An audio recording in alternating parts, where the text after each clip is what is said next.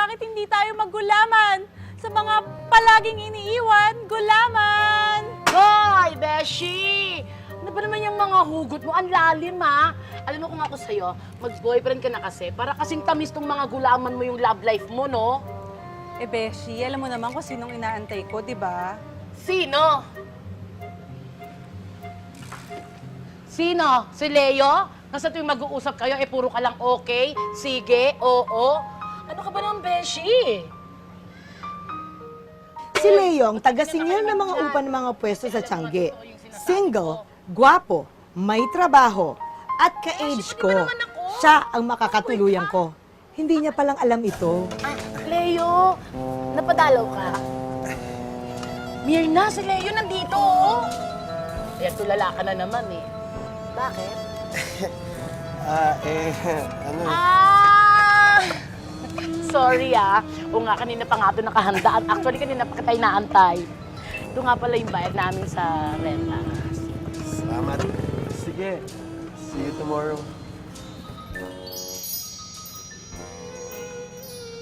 Hoy, Beshi, may progress na yung relasyon nyo ni Leo, ha?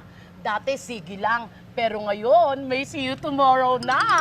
Ikaw Malaking naman. improvement na yan, ha? Sobra to. Eh, torpe lang talaga yung tao. Hindi torpe ang tawag doon.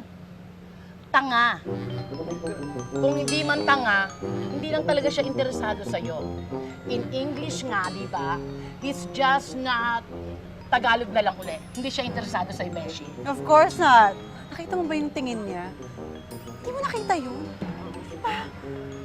Tingin niya nangungusap. Tapos kung makipag-usap siya sa akin, parang espesyal. Kakakilig. Special talaga, no? Bahala ka na nga dyan, ipagpatuloy mo yung pangarap mo. Talaga? Mornings!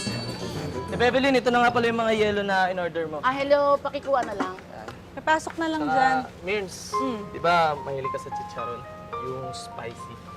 Kasi napadaan ako sa tindahan ni Mang Raul, kaya napabili na rin ako. Para sa akin at saka para sa Ayan. Salamat ah. Kaya lagi akong bumibili sa'yo kasi palagi may kasamang libre. Thank you. O, bebe. Ano, mauna na kami. Thank you! Salamat. Dako. Gulaman! Gulaman kayo dyan! Wait lang, Beshi. Uy, alam mo naman, lagi kang nakaleyo, di ba? Ba't di kaya lingon mo yung mga paningin mo sa palipaligid lang dyan? Baka naman talagang may taong karapat-dapat sa'yo. Saan?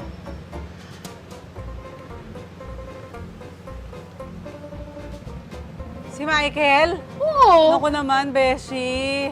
Parang nakababatang kapatid ko na yun. Ano ka ba? 20 years old na yun, no? Nakakabuntis na yon. Bastos mo. Grabe siya, oh. Maganda ka, Beshi. Age gap? Hindi Age gap pwede. talaga. Alam mo, gutom ka lang. Kaya siguro dapat kumain ka na. O gusto mo ba ng gulaman? Kanya. Pero kasi paano kailangan kung mo rin ikaw ng ang nasa tamis, kalagayan kung ko, ano hinihingi na yung mo? lalaking gusto mo, parang wala yatang gusto sa'yo. At yung taong nagpapahiwati, may gatas pa sa labi. Ay, nako. Erase. Wala akong plano makipagrelasyon sa sanggol. Uy, bumili kayo lagi dito, ha? Sa totoo lang, may 3 akong naging nobyo noon na ang pinakahuli, munti ko pang pakasalan. Sa paghihiwalay namin, sobra ako nasaktan to the point na parang di ko na mahanap ang tunay kong ganda.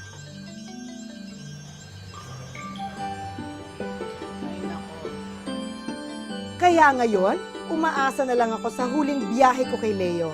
Hoping na sana siya na talaga ang the one para sa akin.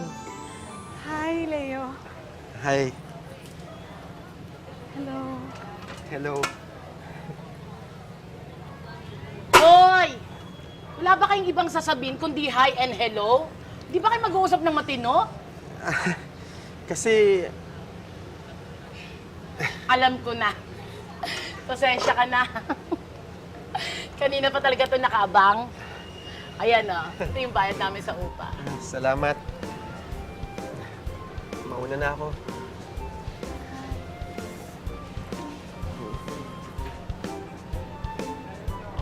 Beshi! Beshi!